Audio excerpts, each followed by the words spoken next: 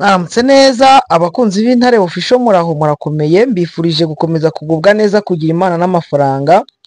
Reka mbasuhuze aho baherereye hose abakunzi b'Intare Official, abari mu bihugu bigiye bitandukanye, muri Amerika, muri Aziya, muri Oceania, muri za Canada, muri Afurika, Masisi, Rucuro, Warikare, Mwenga, Rubero, Rucuro, Nyiragongo, Goma, Karehe, Walungu, Shabunda, Fizi, Uvira, Minembwe, Bukavu, Goma n'ahandi hagiye hatandukanye. Ndabashuhuje abakunzi bacu bari Gisenyi, abakunzi bacu bari Kigali, abakunzi bacu bari Kampala, abakunzi bacu bari Gisoro, abakunzi bacu bari Nakivari, abakunzi bacu bari Hoima, abakunzi bacu bari Mubende n'ahandi hagiye hatandukanye. Mwese muraho, mugira Imana n'amafaranga, murabizi ko ari cyo mbifuriza. Ndaje no kugira ngo mbabwire amakuru. Imirwano irakomeye muri teritwari ya Masisi, muri teritwari ya Kabare naho ibintu ntabwo byoroshye. Umutwe witwaje intwaro wa FDLR wamaze kwigamba gushimuta abantu bo mu bwoko bw'abatutsi hari no muri teritwari ya Masisi. Nyabyondo ibombe yamaze guhitana abantu, ni bombe yatewe n'abande. Turaje ngo byose ngo tubirebere hamwe, ariko amakuru yacu, amakuru yo tubafitiye ni menshi. Reka tuyatangirire muri teritwari ya Masisi, ahari imirwano ikomeye, n'ubundi aba ariyo dutangiriraho, n'ubundi tuyivuge. Muri teritwari ya Masisi murabizi ko harimo imitwe yitwaje intwaro. Ni imirwano iri kwica, ni imirwano iri kwica. Nuguhera ejo ku itariki 21 kugeza uno munsi muri iki gitondo, imirwano ikomeye iri guhuza Wazalendo na mama 23 ni muri sheferi ya Bashari, muri groupe ya Bashari Mokoto, muri teritwari ya Masisi. N'abakwava mu mavilaje ya Kinyana, Bibwe ndetse na za Nyabyondo. Aha rero ni ukuvuga ngo ni abarwanyi bo muri APSLS, abarwanyi bo muri mu mutwe wa Janvier Karayiri ya PSLS, hakaza Nyatura abazungu aribo bitwa ANCDH, uyoborwa na General Autoproclamé Jean Marie Bonane, utazi gusoma no kwandika. Arano n'ubundi imirwano iri kubahuza hagati na mama 23 muri biriya bice nayivuze, Kinyana, Bibwe ndetse na Nyabyondo. Ni imirwano yatangiye kuva ejo ku itariki 21, n'ubu ngo bikaba irimo, ariko umunsi w'ejo yahereye saa moya hariya muri Bibwe, saa 11 za mu gitondo igeza saa 2 za mu gitondo. Alliance Fleuve Congo mama 23 imaze kwirukansa ba Wazalendo bari muri bya bice bari baje kwataka hariya muri Bibwe ndetse no mu bundi buce bwa za Kinyana. Ejo nanabivuzeho vuga ko intare za Saramwe n'ubundi hari imisozi zimaze kwigarurira ari muri localité Bibo Nyange na localité Kalungu iyoborwa na chef de localité Piloto, nawe amaze kwihuza na za Wazalendo. Ubu ngubu uri kumwe na Jean Marie Bonane. Ino mirwano rero yabereye hariya, nuko ngo abarwanyi bayobowe na Apollo Abraham Aimable, abari kumwe na Nyeganyega, abari kumwe Rwanda na Gogo, uri kumwe na General Autoproclamé Inyasi, abari kumwe na Piloto. Abo bose bagabweho ibitero na mama 23 irabasekura, irabamanura, ibinjiza mu mashyamba. Rukweti APSLS, ariko wenda reka mvuge wenda ahangaha nongeye mpagarukeho gato. Abaturage bo muri kiriya gice nuko ngo bamwe na bamwe bari kugenda bahunga bakerekera muri Bulende, imiryango imwe n'imwe iri kwerekera mu mashyamba Dare Bruce, abandi bakajyana bita Bulende, abandi bakajya kari ahantu muri uriya musozi wa Gasopo kontrolwa na mama 23, abandi bakajya Rukweti kuko Rukweti yo iracyafitwe na APSLS, iracyarimo Wazalendo. Noneho muri Nyabyondo naho abarwanyi bo muri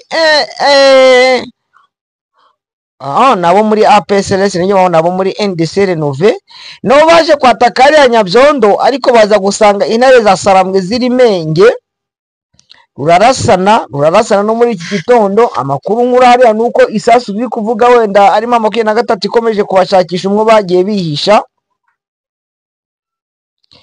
Hano wazalendo baje gutera bombe ijya mu rugo rw'umuntu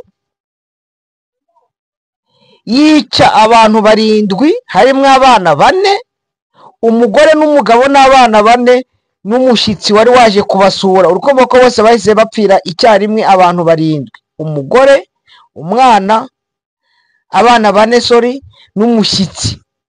Ari umushitsi niba ari umuntu wahabaga ariko ashobora kuba ari umuntu wenda avukanaga nabo ariko akaba haba, cyangwa umuntu wari waje kubasura nawe yahitanywe ni bombe yatewe na wazalendo hariya muri Nyabyondo. Rero twavuga ko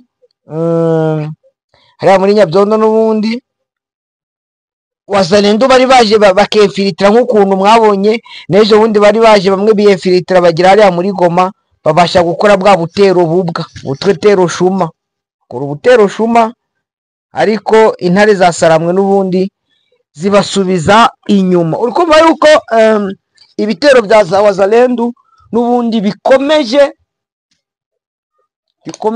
mu bice bigiye bitandukanye bya hano muri teritwari ya Masisi. Ariko noneho ukabona ko hariya ko aho abo kwa Jean Marie Bonane bari bo, navuga ko nta n'imbaraga bafite, twavuga imbaraga bafite, kuko n'ubundi bakomeje gukubitwa kandi bagakomeza kugirirwa nabi n'intare za Sarambwe. N'ubundi ubona yuko intare za Sarambwe zikomeze kubyitwaramo neza, kuko imirwano iri kubera hariya ubona yuko ari imirwano nge navuga ko itiyoroheje kuri wazalendo. Ubona yuko rwose bakomeje gukubitwa inshuro, bakomeje kugirirwa nabi hariya muri Bashari Mokoto ndetse n'agace kamwe ko muri Oso Banyungu. Jean Marie Bonane, reka nkwereze ubutumwa, washyize intwaro hasi, reka nkubwire abantu muri gukorana.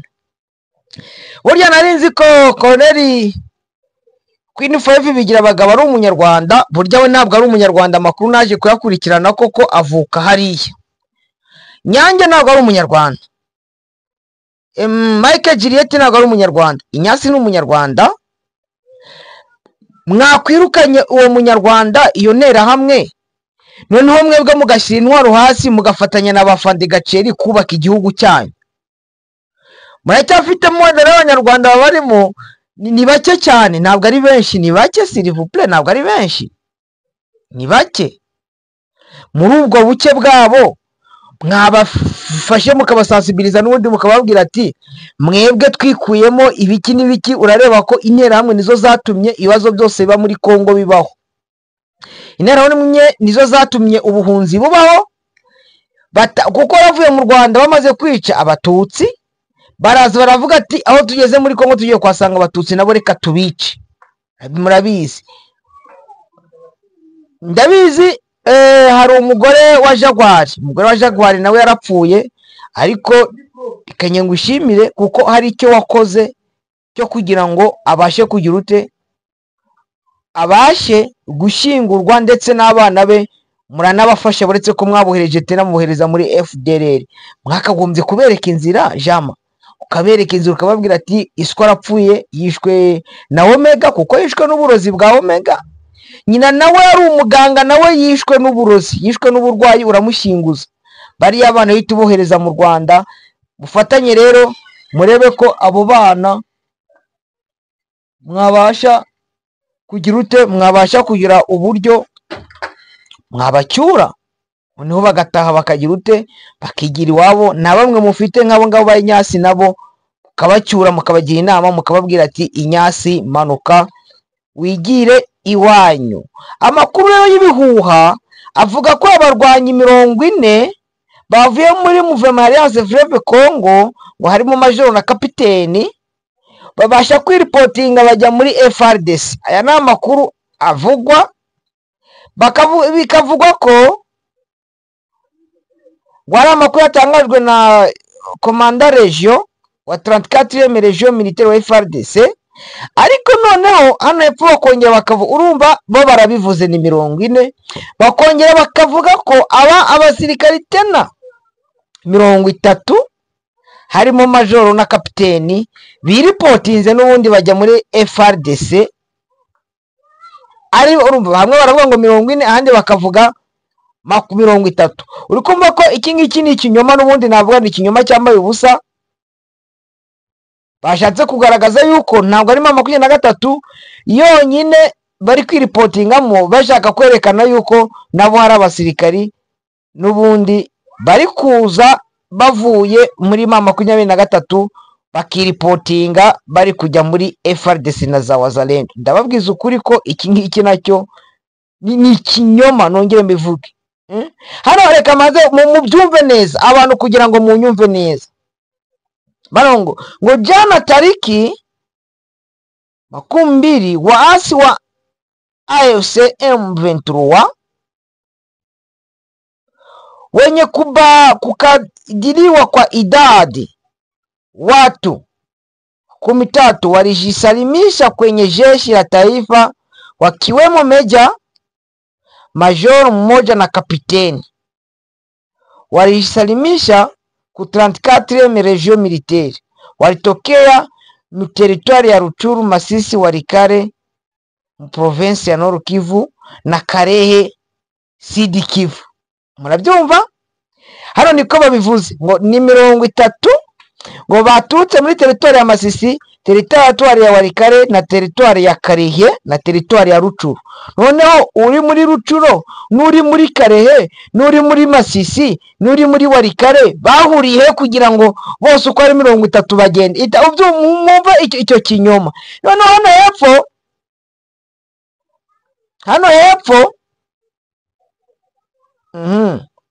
hano hepfo noneho bakavuga gutya, ngaho bakavuga gutya, bari gukoresha wendaho igifaransa ngo 40 combattants du mouvement rebelle AFC M23 dont un major et un capitaine se sont rendus ce mardi 21. Haya bavuze ko ari le 20 kwita le 20, noneho bavuze ko 40 ce mardi 21 octobre à la 34e région militaire des FARDC, ont indiqué les sources militaires. Les réductions ont été enregistrées dans les territoires de Rutshuru, Masisi et Walikale dans la province du Nord Kivu, ainsi qu'en Karehe dans le Sud Kivu, selon le major Dieudonné Kaseleka, porte-parole de la 34e région militaire, affirme que la majorité de nouveaux rendus sont des civils envoyés des forces, mais également d'anciens soldats des FARDC et des policiers enlevés dans la ville de Goma et Bukavu. Hano ari hejuru bavuze ko byatangajwe na komanda de 34e région militaire. Hano babivuze ko tena n'umunsi iki kinyoma cyanyu ni nka cya kinyoma n'ubundi bagiye bahimba ngo generali Byamungu yapfuye, ngo colonel Wiringoma yapfuye, ngo niba ari ndetse na ngo wapfuye, none ejo bundi ngo colonel nanga ngo yapfuye. Ubona yuko nabo barashakisha ikinyoma. Reka mabwiza uko rero abantu muza kwibona ku marezo sosio, mukabibona kuri za social media, mumenye yuko ari ibinyoma biri gukorwa na guverinoma Kinshasa kugira ngo bereke abaturage ko nabo hari icyo bari gukora. Nababwiye ko mirwano iri kubera hariya, abaturage bari guhungira bira byo kwa Jean Marie Bonane, manza nabivuzeho byose. Aha, nabivuzeho byose rwose, nabivuzeho nabivuze. Umudamu uri mu kigero cy'imyaka 50 yishwe arashwe na Wazalendo ari mu mujyi wa Uvira, n'uwo mu bwoko bw'abafureri, bamurasiye muri Avenue Kata muri quartier Kalundu. Ni kwishuri bamurasiye hafi yo kwishuri ahantu bita Nganga, bamukeka ko ngo yaba akorana na M23 twirwaneho. Ibikorwa byo kwica abaturage n'ubundi hari abandi baturage bicara muri quartier Kavimvira, uvuye hariya ni mu cyumweru gishize, ni umugabo nawe wishwe hariya muri quartier Kavimvira, atari kure mu ntera ndende uvuye muri Karundu, nawe yarishwe avuga ngo akorana na mama 23. Mu cyumweru kimwe hagomba kwicwamo abantu barenda 5 bakeka ko ngo bari gukorana na mama 23 hariya muri Uvira. Mama 23 mwajya gutabara abaturage bahariya muri Uvira ko bakomeje kurengana. Ni ibikorwa byarushijeho gufata intera cyane kuva mu kwa kabiri, aho mama 23 yari imaze gufata umujyi wa Bukavu n'umujyi wa Goma, none bagakomeza avuga ko MDP twirwaneho na M23 imaze gufata iriya migi. Ariko noneho bakanavuga ko imigi mito nka za Kamanyora, aba FDLR na za Wazalendo n'ingabo z'u Burundi n'ingabo za Kongo bakomeje kuvuga ko amakuru bari kuyatanga. Nabonye ko hari abaturage bari gushiraho ngo nibo bari gutanga amakuru bakahereza intare za Salama. Ibikorwa rero by'abasirikari ba FARDC na za Wazalendo bakomeje kwica abasivile, bituma abaturage bakomeza kubatera icyizere bavuga ko ntacyo bamariye, ko nta butabazi bari kubakorera, ahubwo ari abo kugira ute kubarimbura, nabo kubarimbura. Reka twirebere n'ubundi iriya mirwano hariya muri Uvira ho ni ibintu sinzi uko umuntu yabivuga, ni ibintu navuga biriho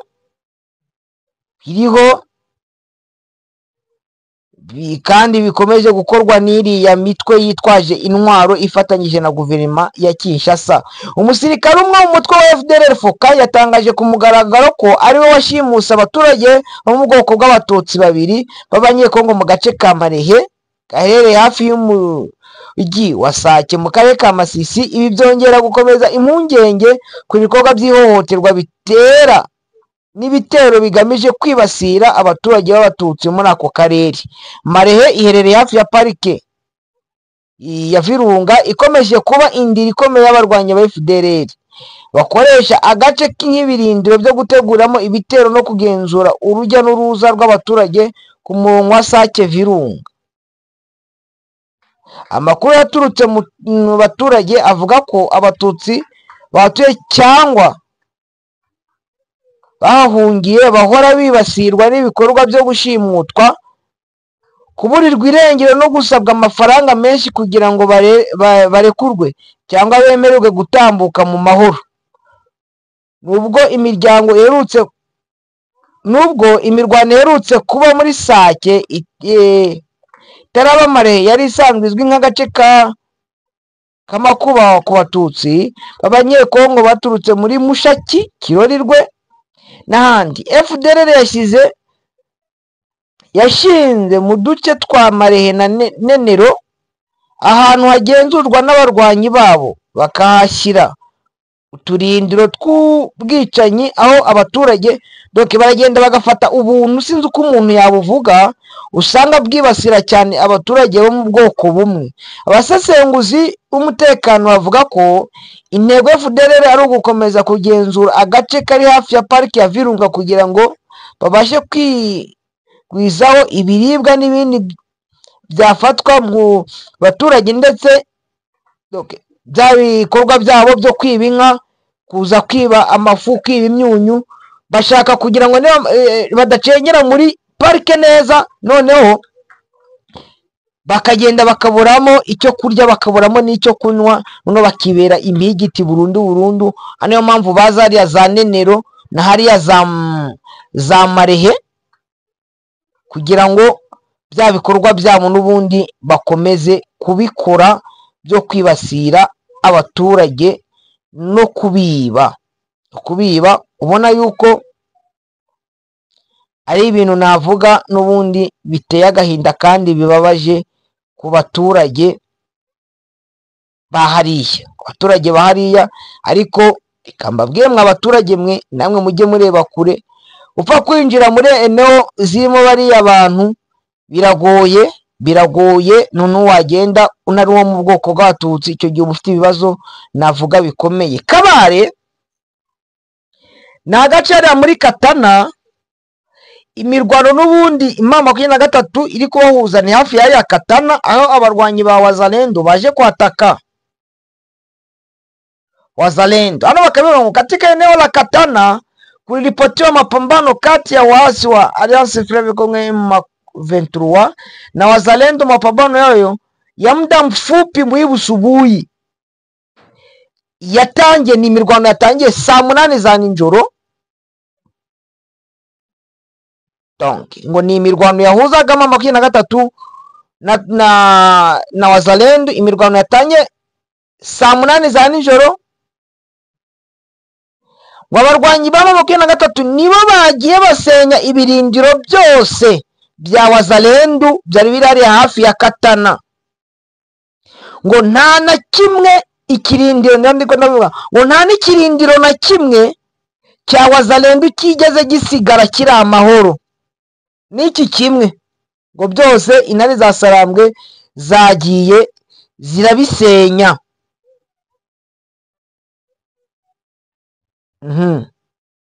Zose yagiye irabisenya. Hano rero wenda muri Masisi namaze kuyavuga.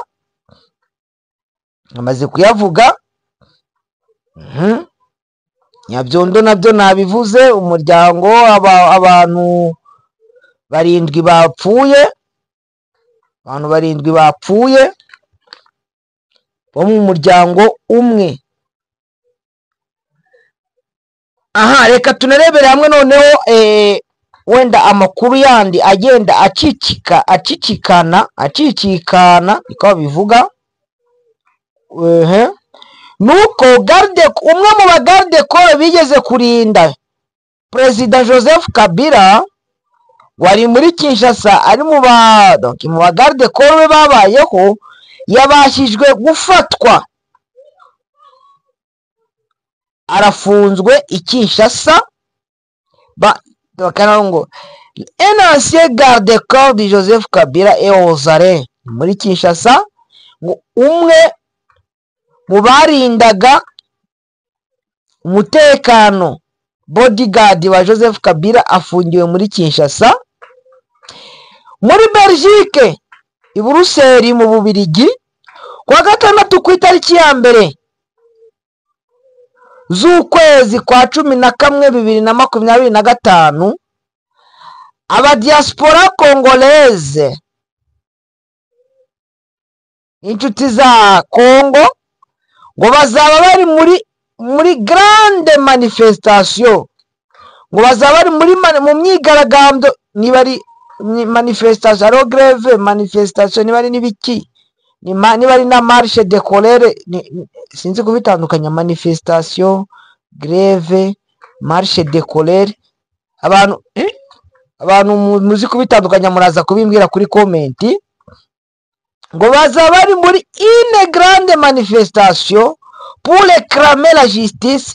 Ngo bazaba bari mu myigaragambyo, ni imyigaragambyo, ni sinzi uko manifestation niba ari imyigaragambyo, niba ari imyerekano, niba ari ibiki. Ngo basaba kugira ngo uburenga, donc justice ibashe kuboneka kandi abakoze ibyaha muri Kongo babashe guhanwa. Courage. Ya bamwe basabye n'ikiruhuko aho ngaho, basaba ngo bazajye muri iyo myigaragambyo. Reka turebe iyo manifestation zabo icyo sizabasha kugeraho. Muri ANR, Agence Nationale de Renseignement,